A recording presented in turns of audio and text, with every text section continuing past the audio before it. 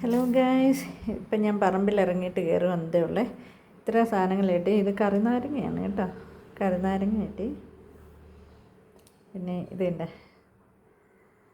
ഇത് ഭയങ്കര കറിയാണ് കേട്ടോ. ഇതെല്ലാം വിളഞ്ഞതാണ്. 2 ദിവസം കൊണ്ട് അത് പഴുക്കും. പിന്നെ റെഡ് ലേഡി പപ്പായയാണ്. ഇത് കണ്ടോ, പഴുക്കാൻ തുടങ്ങിയിട്ടുണ്ട്. അപ്പോൾ ഇത് ഞാൻ മുകളിൽ നിന്ന് മറ്റേൻ്റെ കറിയാണ്. പിന്നെ മുകളിൽ നിന്ന് നടത്തിയിട്ട് കയ്യിൽ പിടിച്ച സാധനമാണ് കേട്ടോ. ഇത് മറ്റേൻ്റെ കറ നോക്ക് എന്തോരം ഉണ്ടെന്ന് പാത്രത്തിൻ്റെ അകത്ത്. ഇത് കഴുകിയെടുത്താലോ, അപ്പോൾ ഇതിൻ്റെ കറ അങ്ങ് പോയാൽ.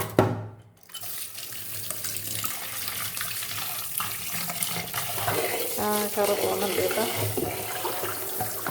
ഓ, ശരിക്കും റബ്ബർ പാൽ പോലെയാണ് കേട്ടോ എൻ്റെ കറ.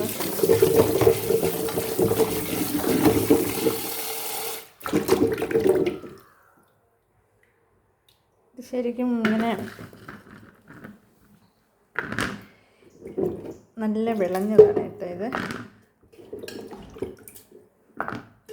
പഴുക്കാറായി, 2 ദിവസം കൊണ്ട് പഴുത്തു. ഇതിലാകുമ്പോൾ വെള്ളം തോന്നുന്നു.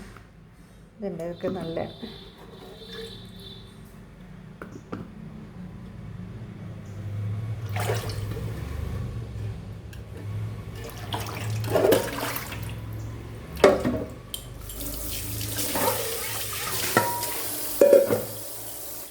പിന്നെ ഇത്രയും കിട്ടി ഗായ്സ്. നമുക്ക് ഈ പപ്പായയും കൂടി ഒന്ന് കഴുകി കറ അതിലിരുന്നത് മോശമാവും.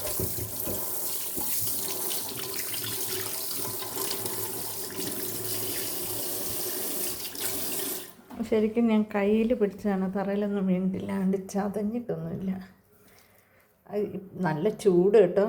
പപ്പായ മരത്തിൽ നിന്നിട്ടേ, നല്ല വെയിലല്ലേ, അപ്പോൾ ചൂട്.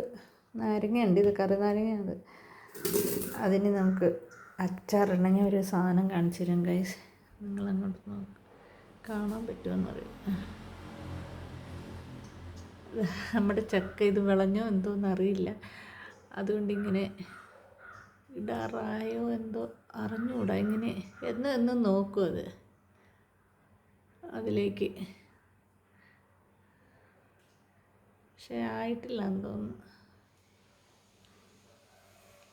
ആർക്കെങ്കിലും മനസ്സിലാവണമെങ്കിൽ ഇത് വിളഞ്ഞതാണോ എന്ന് നോക്കണം. അപ്പുറത്ത് നിൽക്കുന്നതല്ല, ഇപ്പുറത്ത് നിൽക്കുന്നത്. Okay guys,